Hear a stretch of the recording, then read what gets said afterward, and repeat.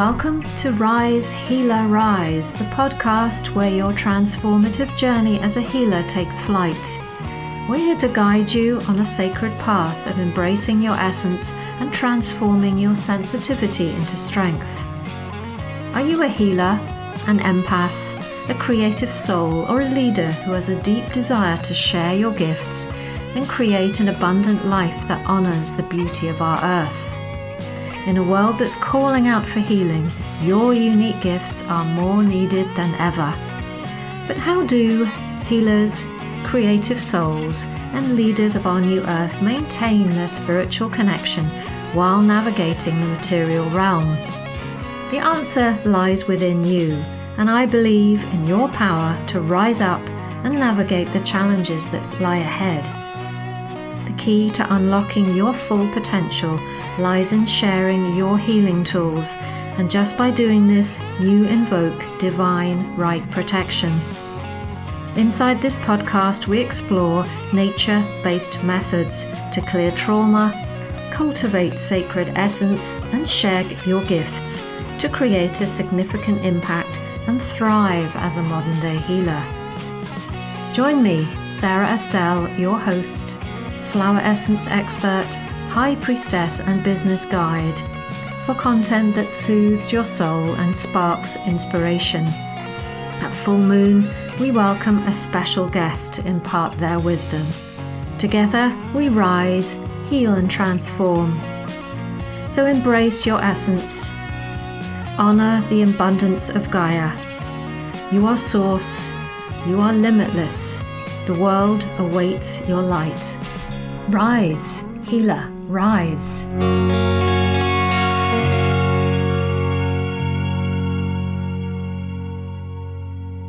Welcome back to Rise, Healer, Rise. I'm your host, Sarah Estelle Turner, and today we're delving into the archives to bring you a special episode from 2014, originally aired on my previous show, Nature Connections.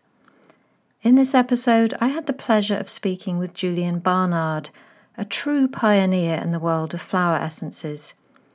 Julian is the founder of Healing Herbs Bach Essences and the author of several insightful books on the life and work of Dr. Edward Bach. In this episode, Julian shares his inspiring journey into the world of flower essences, his passion for making his research freely accessible to all, and how the signature and environment of each flower reveals its unique healing message.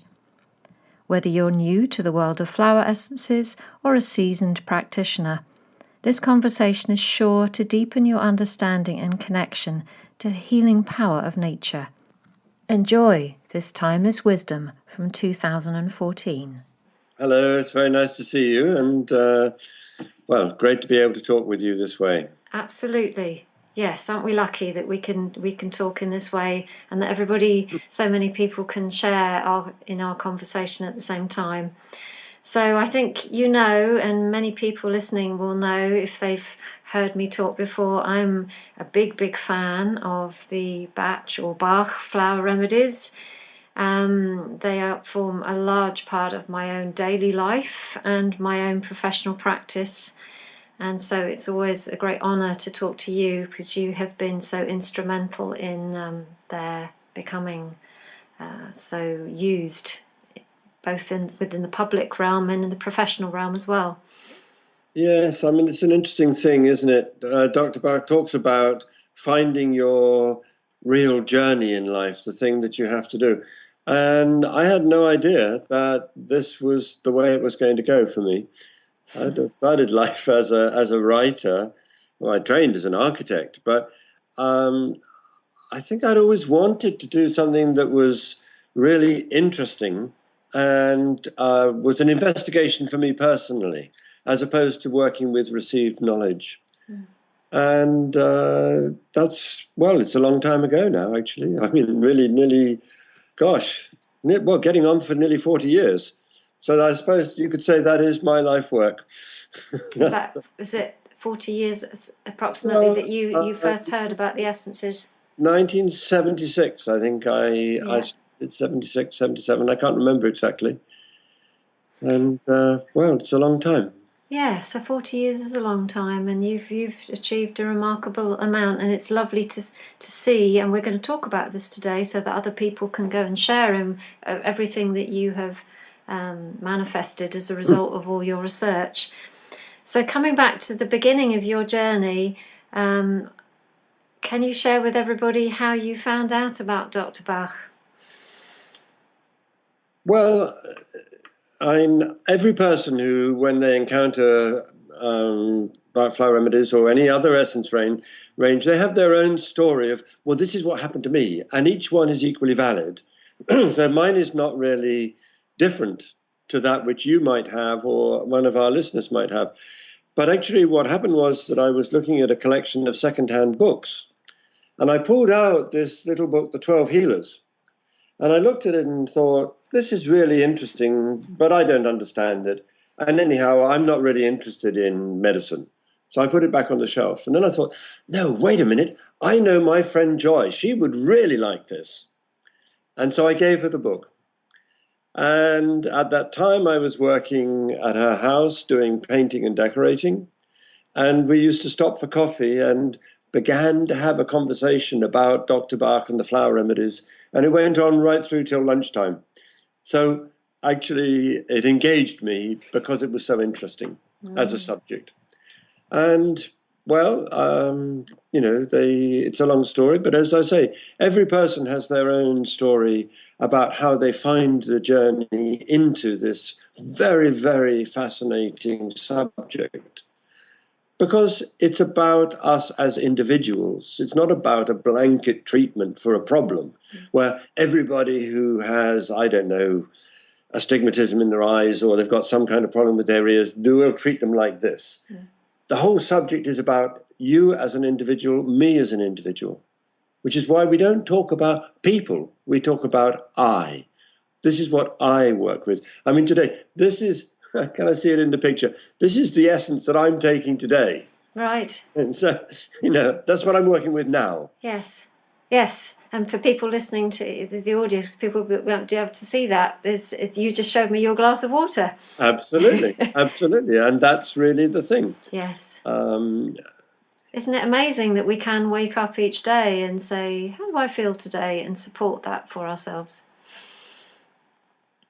Yes, and see the connection between the way that my life is unfolding and if you like, the tensions and the difficulties which hold me back from being not the best that I can be, but what I really am. Yes. And that's how Dr. Bach saw the origins of health and disease in his writings, Heal Thyself. Because the subtitle of that book was Heal Thyself, the Real Cause and Cure of Disease. And of course, he was talking about himself. He had cancer, and he went looking to understand better what had happened to him. How had he come to that place? And I'm not saying that Bach flower remedies can cure cancer. That's not at all what I'm thinking. But that if I feel myself today to be in a position where I'm unhappy, it's in my hands to change it. And I think the flower essences are about introducing change, enabling me to hear, if you like, my inner voice, my teacher, who will say, do you know what? It's the tap on the shoulder to say, do you know what? Maybe you should rethink the way you approach this problem or this relationship or this attitude towards work. So that we try to live more in the present.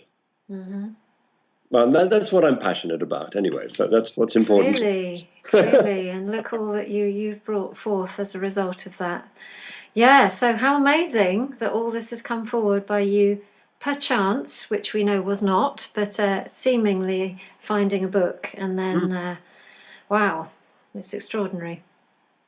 Well, yes, I mean, I don't know whether that's an unusual story, and I think probably it isn't. I suspect that if we were to talk to anyone and really investigated where they'd met the crossroads in their life, they would know, well, there was that time. It's the great romantic, isn't it? We looked across the room and our eyes met, and then I knew she was the girl for me. Yes. Well, my story is sort of similar in that it was my hairdresser suggested to me that some challenges that I was having emotionally at the time could be helped, and she knew somebody who could help me. So I was like, okay. And this lady was trained in the Bach essences. So, well, that's my point. Yeah. And no one story is better or grander or more important than another. It's for the individual, each one of us, to find that road. And it's interesting, isn't it? In both of what we've just shared, both of us were given an opportunity, and we had a choice. Yes, absolutely. And we both decided to go, yeah, I'll have a look at this. And I think that's it. And probably we're offered that choice many times. Yeah. It's the one when we suddenly wake up and hear it that we remember, because the other times where we ignored it, well, that gets forgotten. Yeah, yeah.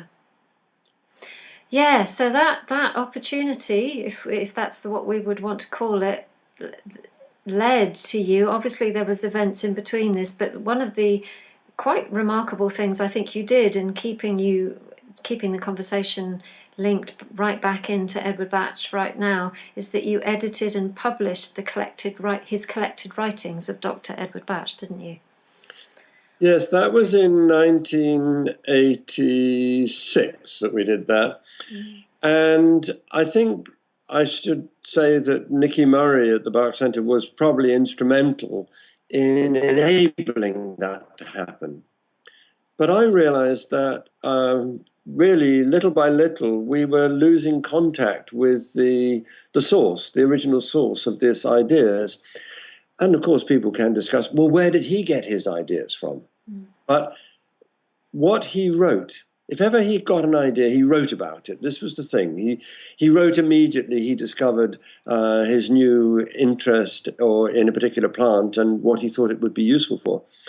And I felt it was very, very important that if we're going to be respected as independent and responsible individuals, we should be able to go back to that source and read it for ourselves and not have it interpreted for us. Yes. So, I mean, I go back to that tradition, which says something like, publish it and let people think for themselves. Yes, well, it's a very important piece of writing, and also obviously connected you greatly with Dr. Bach's spirit, if that's what we could call it, in where he came from. And yes, you've stayed true to that, I think, haven't you, with all the work that's come since? I've tried to. I mean, look, he was very, very clear. As soon as he found something out, the first thing he did was to tell everybody. He never sort of held it as a secret. He always wanted to share it with his friends and companions. And I think to the last with his medical colleagues. He was probably rather disappointed that they didn't pay more attention to him, because he saw his discoveries on a convergent course with allopathic medicine and not on a divergent course. And I mean, look, I don't read his writings daily. No. Not like a kind of litany for me that I have to kind of read it. But sometimes when I go back to it, I think, do you know what? Actually, that's really nice to see that again and discover again how relevant that is to individual personal discovery. I mean, there are so many things I might quote of him, but the one that really is for me most important is in his book, Free Thyself. He writes in chapter 10, a little headline says, to gain freedom, give freedom.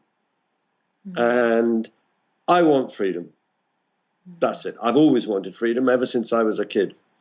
And so, well, how else can you give freedom than by sharing openly everything that you have? And that's the educational program that we have, which is in the Bach Educational Resource. Everything that I've tried to do to share ideas and to share information among people freely, whether they come from Cuba or from Costa Rica or from, I don't know, anywhere in the world, I really want to share freely how this may be used and helped and applied by any individual for themselves.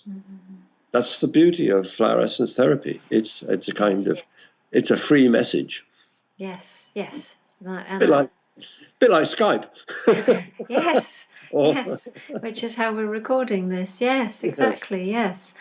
So, well, let's talk about your lovely Bach educational resource, and we'll flag everybody up to how they can access that later. But if anybody's in a hurry, they could just type that in the search engine; it'll take them straight there. Indeed.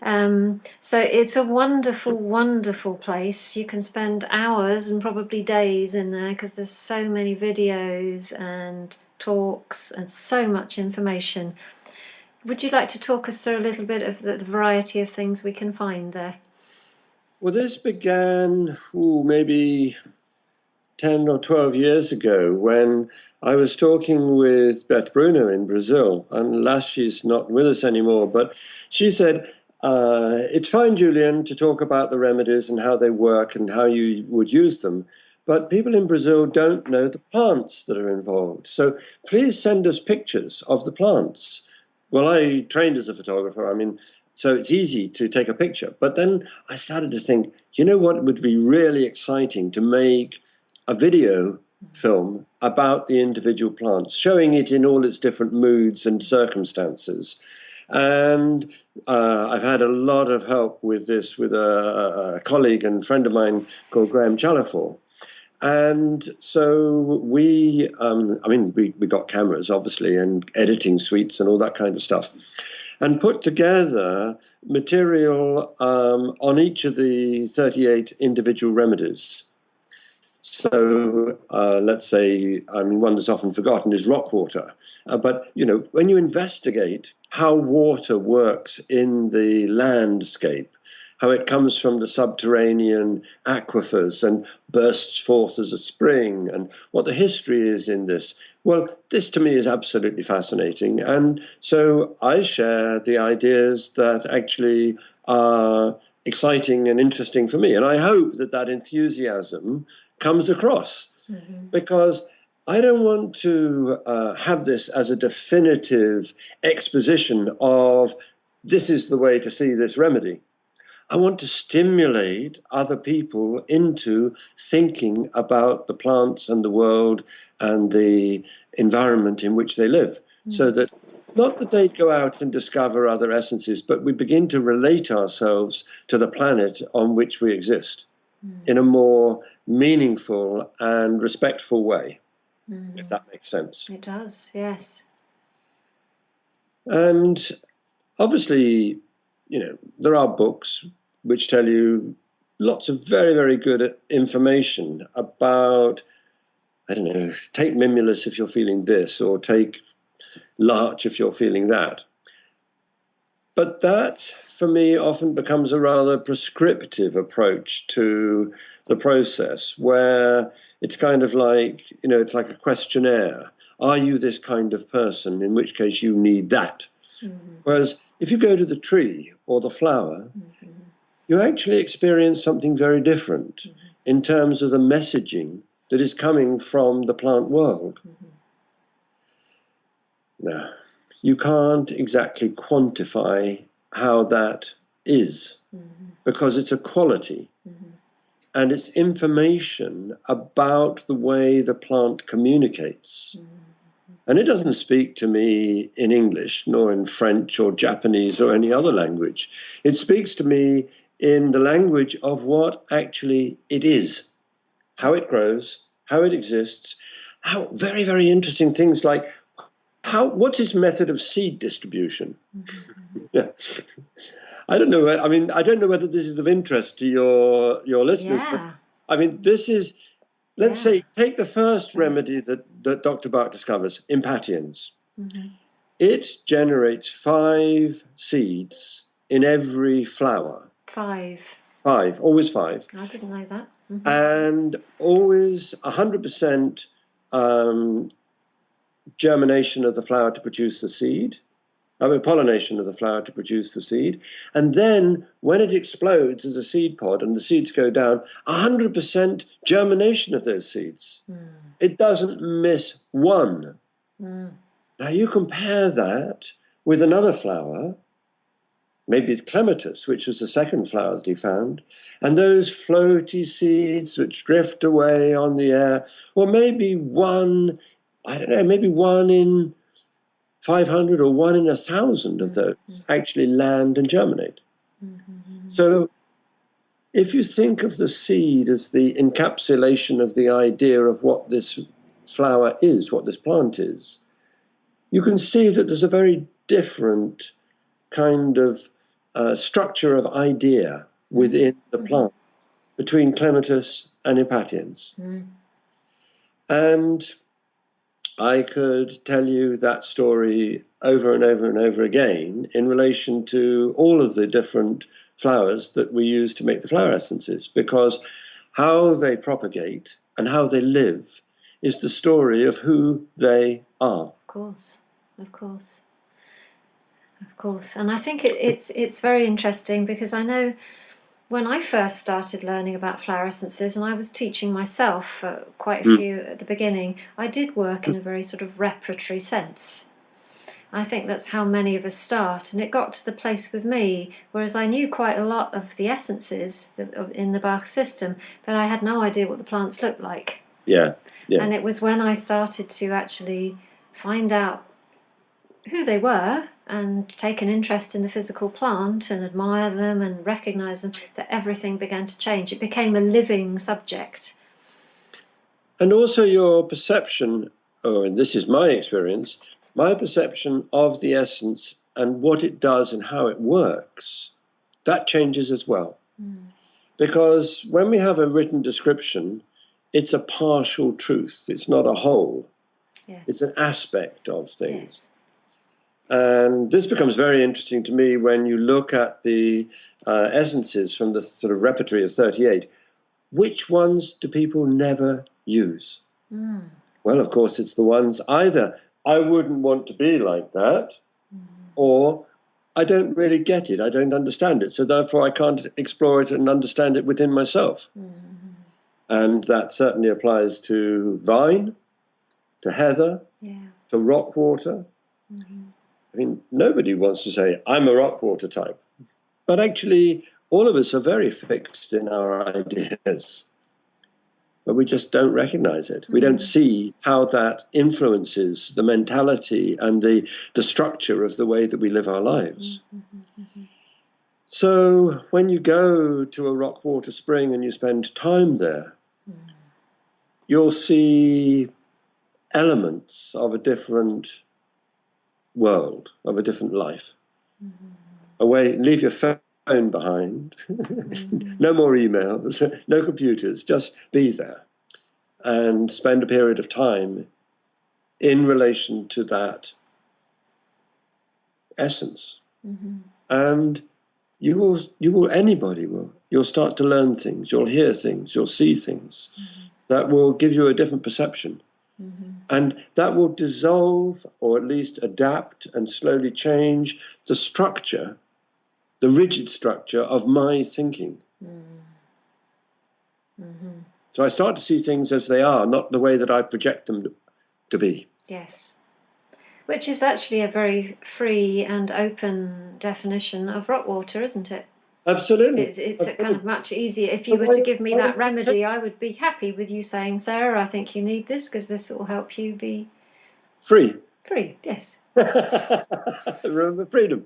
So, and you could say the same about some of the other essences. I don't know if we have time to talk about this at the moment, but let's say vine, where somebody was telling me the other day that we have a system of monoculture, not just in agriculture, but in our thinking, in all of our relations in society. We are monoculturalists. We only think one way. We just had an election, so I'm a conservative or I'm a UKIP, so I'm a monoculturalist. Instead of thinking about the adaptation that might be with our ideas and the fluidity, And the more that we are threatened in our monoculture, the more we use weed killer to destroy everything else. Well, that's fine. Yes. And yes. Boy, do we need that. We do. It's not just about being violent and angry with other people. It's about not opening ourselves to see where I've come from in the control of my thinking and my approach to life, my relationship with it. So it sounds a bit vague, but it's an exciting journey. It is, yeah. And I think many people who have used essences and know the Bach essences will be very excited by what you're saying. And people who for whom this is new, it brings so much depth to the world of flower essences. Now, I know something that you have, one of your more recent areas of research is actually looking not just at how the flower grows and its language, as in how many leaves it's got, how the stem grows, which was covered beautifully in your Form and Function book, but you've started looking at the habitat as well, which I think is also covered in Form and Function, isn't it? Yes, it is. I mean, I grew up in the Thames Valley, which is an area of chalk land, and then went to live in lots of different parts of the world, but I slowly begin to see that geology is the structure of soil and habitat. And so, I mean, you can see behind me here, there's a map, and I've put pins in the map to see, well, which plants grow particularly well in that location, and try to understand a little bit more about why. And it's not just the scientific chemical information, but it's actually about sensing the energies that are in the land and trying to figure out the patterning that goes within that. So this is a very lovely opportunity for me to kind of perhaps go back to the beginning and rethink some of the assumptions we have about the elements. Let's say water. What do we think water is? We all use it as essence makers. But anyhow, I could go on for a long time discussing these ideas. But yep, they're really, it's like an open field to discover new entry into how this relationship between the plants and the flowers and the land on which they grow, how it works. And what have you found out so far? Have you got any things that you can share? I know it's quite new still. Well, I mean, there are. I would answer that by saying, well, in relation to which remedy do you want to talk? I mean, we could talk about gentian, if you like. Okay. Gentian only grows on the hilltops of chalk downland. Now, why doesn't it come down into the valley? Why does it only grow with chalk? Or another one would be Serato.